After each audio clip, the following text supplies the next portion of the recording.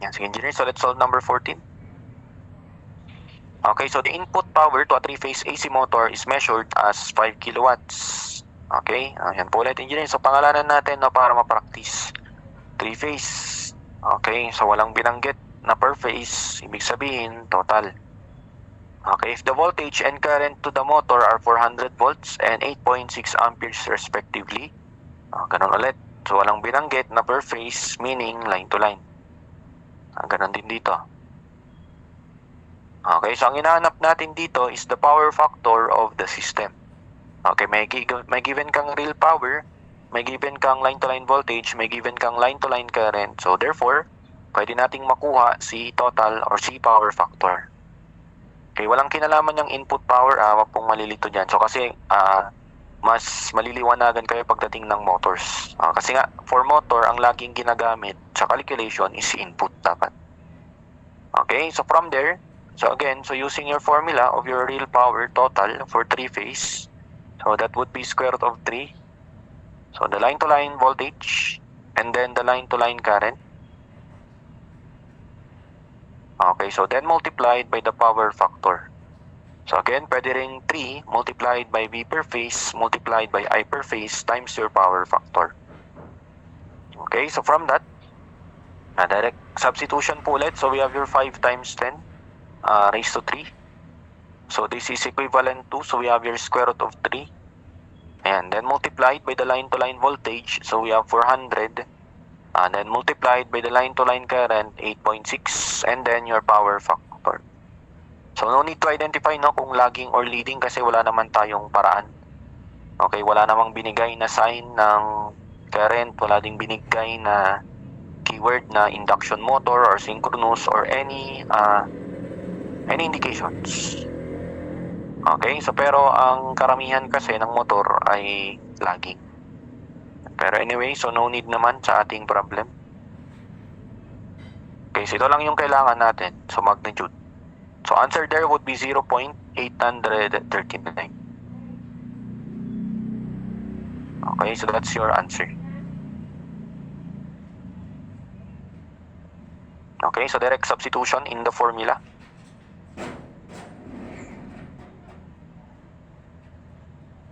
Pares lang din yan, kung ang gusto mo is yung times 3. Diba? Ito, gagawin natin. So, 3 multiplied by V per phase. Okay, again, so pag walang binigay na connection, assume mo Y. Okay, so kaya didividean natin ng square root of 3 yung line-to-line voltage. Sa kuryente naman, no problem since line-to-line current is also the same with the per phase.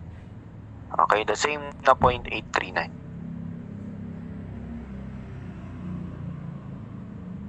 Okay, so that's our answer on your number 14 problem. And next is number 16. So walang choices. Okay, so 2 wattmeters are connected to measure the input power to a balanced 3-phase load by the 2 wattmeter method. So if the instrument readings are 8 kilowatts and 4 kilowatts, determine the load power factor. So tandaan natin yung wattmeter natin, so ang nami-measure po niyan per phase values, no? Okay, so metro.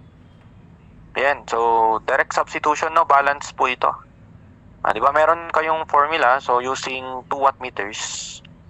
Okay, so for 2 wattmeter method,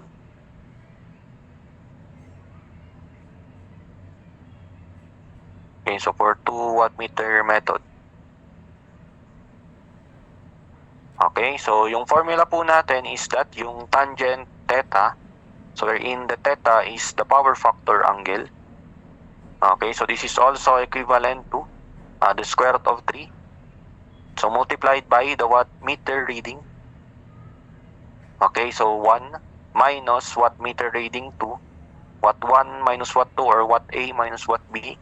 So kung ano man po yung ginamit sa inyo during lecture. So this is also watt 1 then plus watt 2. Okay, so isama mo lang, no? Or kung yung nauna, yun yung watt 1. Ang pangalawa, yun yung watt 2. Okay, so unless specified doon sa problem natin. Ayan, so solve po natin si theta. So this is equivalent to your square root of 3. So then this is multiplied by 8. So, parehas naman po silang naka-kilowatts. So, no need to write kilowatts. Okay, so 8 minus 4 divided by 8 plus 4. Okay, so tangent theta. Okay, then solve natin si power factor angle using shift solve. Or you can help the calculator, so using inverse tangent. So we have here square root of 3. So then this is multiplied by, so make sure that your calcu must be in degree. Okay, so we have 8 minus 4, then this is divided by 8 plus your 4. Okay, so from that, so your angle is 30 degrees. Okay, then lastly, solving now for your power factor. So this is equivalent to cosine of your power factor. Okay, so answer there is 0. So cosine of answer. Yan, so we have 0.866. So again, di naman in-indicate na kailangan ng nature. So okay na po yan. So but the correct answer there, ano ba dapat? So lagging or leading? Okay, so mas mataas si watt 1. I think lagging po yan. So paki-double check na lang. So binigay yan ng lecture nyo. As if I'm not mistaken, no? So paki-double check na lang po. So kung lagging po yung ating answer. Okay, so 16. Yan. Ayan, tama po ito, no? So lagging. What 1 is greater than what 2, so lagging. Okay, so next would be ay walang solution, walang choices po ulit. And so doon tayo kay number 20. Okay, so dito, sa balance 3-phase load consumes a total power of 100 kilowatts at a power factor of 0.6 lagging. And so the line voltage being 1000 volts, so determine the values of the impedance Z is equivalent to A plus JB components per phase and assuming delta connection of resistance and reactances in series. Okay? Ayan. Chat ng number pa to. So number 20. So hinahanap natin is yung value ng impedance. So in-indicate na dapat naka-rectangular form. Okay? So yan. So sabi niya, delta connection daw yung resistance natin and reactance in series. Okay? Ayan. So therefore, so para makuha yung value ng ating Z, so marami po ulit tayong ways. So given dito, so meron tayong total power. Okay, total real power. So meron din tayong power factor. Okay, and then meron din tayong voltage. Okay, line to line. Yan. So isip ka na ng mga paraan. No? So pwede mo munang hanapin siguro. Okay, so yung ating line to line current. Okay, or pwedeng hindi na rin. Tama? Yan. So tandaan natin na si Z, diba si Z, so that is also yung magnitude niya. Okay, so and then yung angle ng power factor. Okay, so positive for lagging. Yan, so or inductive. Okay, inductance, no? Inductive. Okay, so or pwede rin yan. So corresponding to your rectangular, so that is also R. Then plus minus JX equivalent. Ayan. Okay. So okay na yung power factor natin. So kayang-kaya nang kunin, no? So yan na po, 0.6.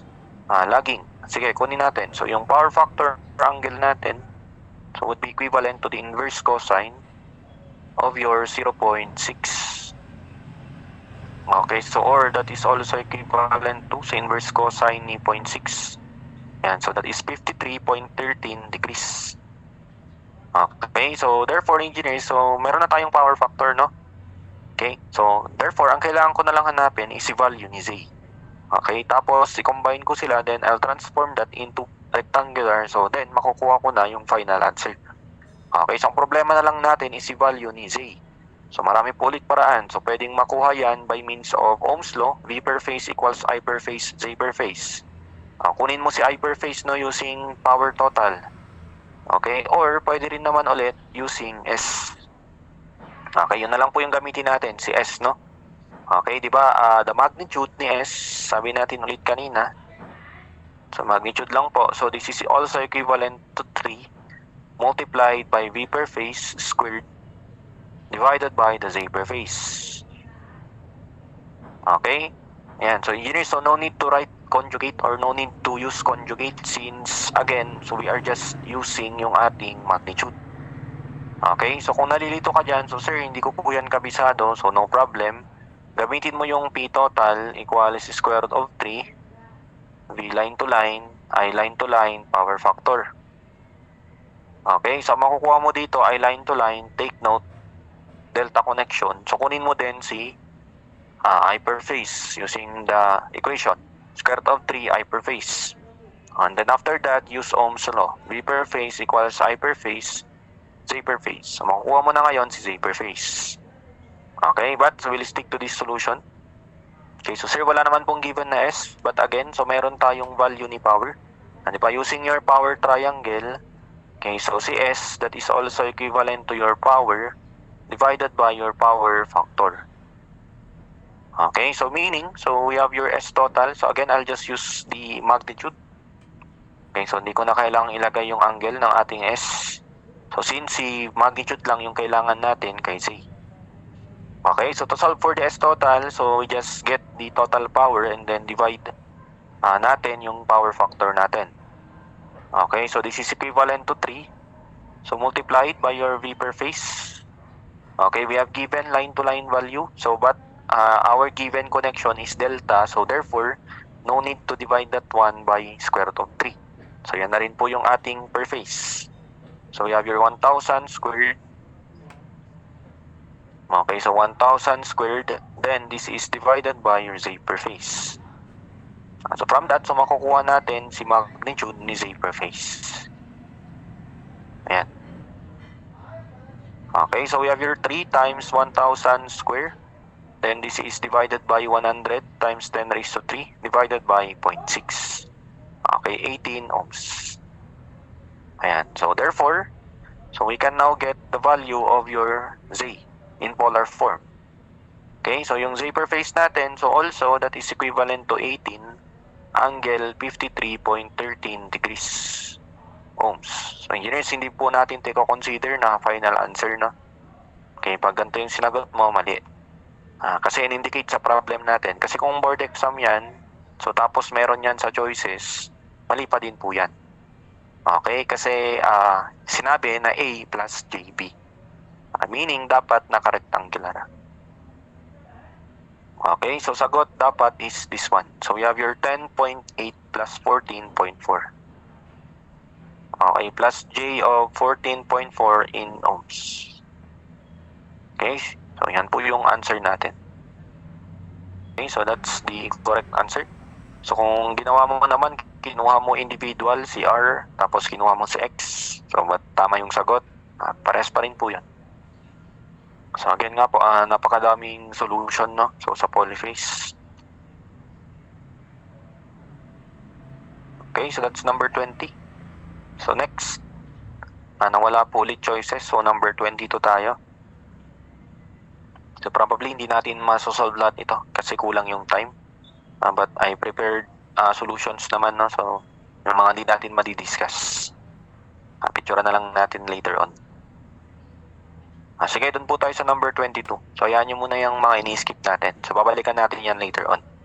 So, we have your 3 coils, each having a resistance of 10 ohms and an impedance of 0.02 ohms. So, na-discuss na po yan nung lecture, no? So, coil, okay, so is a series combination of your resistor and then your reactance, okay, of your inductor. Okay, so are connected in star. So, star also means Y connection. Okay, so for 40 volts, 50 Hz. So again, so walang binanggit na per phase or line to line. So default line to line.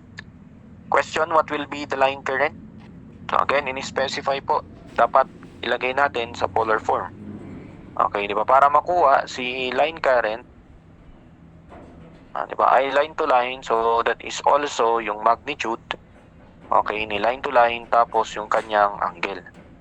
Diba, tatandaan natin kapag si voltage ay angle 0, so automatically, so yung ating angle ng ating line-to-line current is also, or angle ng current is also the power factor angle. Okay, so lagyan na lang natin dito. So at voltage is angle 0 degrees. Okay, so positive if the case is leading. Okay, so and then negative if the case is lagging. So take note, ulitin natin. So this is just for the case na angle 0 si voltage. Okay, so if not, so ang gagawin mo lang yung kung sakaling hindi, no? So yung power factor angle. Okay, so para makuha yung angle ng kuryente, itong equation na to. Power factor angle is also the voltage angle minus the angle of the current. Okay, in case na hindi siya angle 0. Yeah, so anyway, okay, so since angle 0 naman yung ating voltage, so it's also the power factor angle. And so gagawin lang natin dito, so di ba hindi natin directly makukuha si line-to-line current. Okay, so therefore, dadaan tayo sa per phase. So since yung available data lang natin is or yung mga impedances. Okay, so therefore, we will use Ohm's law. Using Ohm's law, so V per phase is also equivalent to your I per phase, then to your Z per phase. Okay, so ang binigay po sa problem ay Y connection. Okay, so at Y, so yung mga properties natin, okay, given that, so balance po yan, no? Kasi sinabi 3 coils. Okay, 3 coils. Ibig sabihin, pare-parehas. Okay, so we have your line-to-line voltage is equivalent to square root of 3. Okay, so we have your square root of 3 ni V per phase. Okay, and ganun din naman, so yung line-to-line current natin ay parehas lang sa per phase current.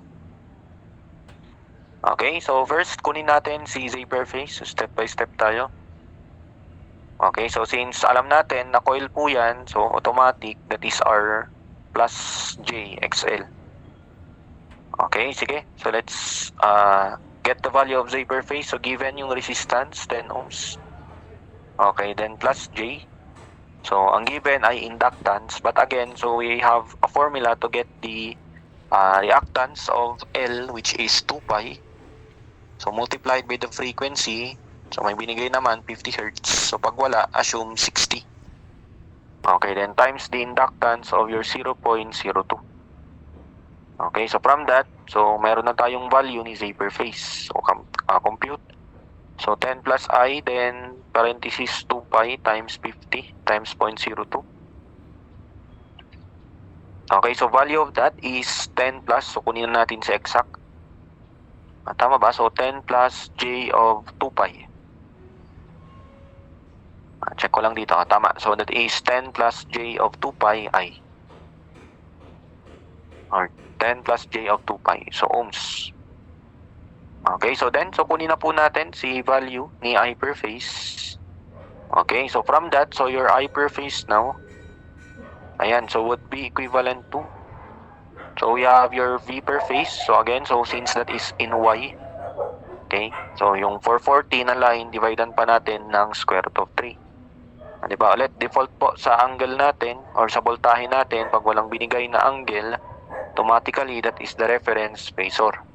Okay, or angle 0 degrees. Okay, so then this is divided by, so your Z per phase, so we have 10 plus J of 2 pi. Okay, so yan na po yung value ng I per phase natin. So 440 over square root of 3, then divided by answer. Okay, so gawin nating polar. So since yun yung kailangan sa problem, so that would be 21.51. Okay, so 21.51, then we have angle of negative. Okay, tama lang, no? Kasi lagging. Di ba? Ang coil ay lagging. So negative 32.14 degrees. So finally, so expressing that into line to line.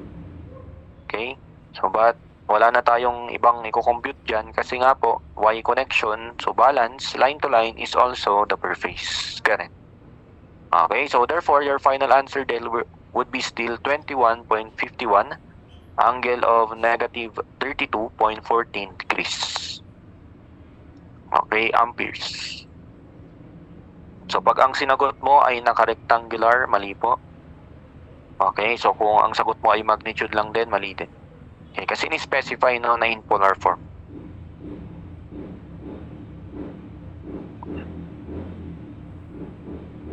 Sige, take note nyo. So that's number 22. So proceed tayo sa number 25. Okay, so 3 loads, each of resistance 30. Ayan, so yung phrase na yan. So 3 loads daw, tapos each of resistance 30. So meaning, automatic balance.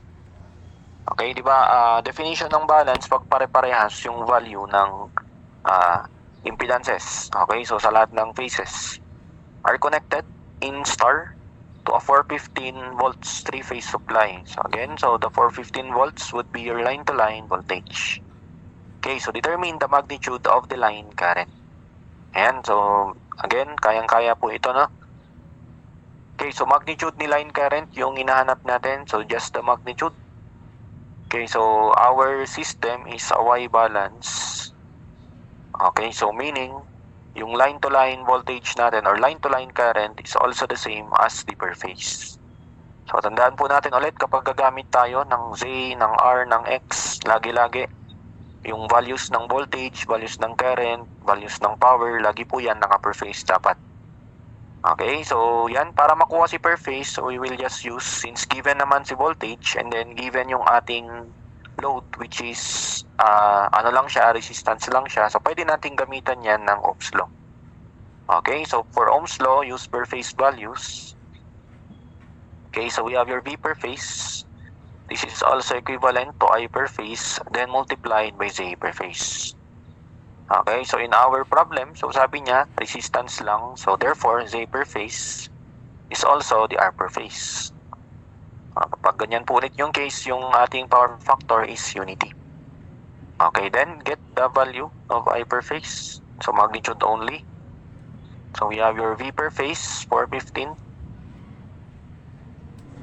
Okay, so yan, ito din yung purpose no ng ating walang choices. So para kabisado mo kung kailan i-divide ng square root of 3 or kailan hindi. Kasi minsan sa mga problems sa polyphase, so kunwari si letter A, choices na yon ay hindi dinivide ng square root of 3. Tapos si choice B, si choice A, dinivide ng square root of 3. Si choice B, times ng square root of 3. Okay, so mga ganun, para at least hindi ka na nalilito. Dito, so since Y po ang ating given, tapos per phase yung ginagamit natin, so again, divide natin ng square root of 3. Okay, so V line to line is square root of 3 V per phase. Okay, so then this is divided by, so yung ating Z per phase, so we have your 30 ohms. Okay, so that is now your I per phase. 415 over square root of 3 over 30. Okay, so 7.99, o sige, approximate na natin, 8 amperes. Okay, so approximately 8 amperes. Parang yan. So para hindi ka na malilito, kunwari, si choice A, ang sagot na ay 8 amperes.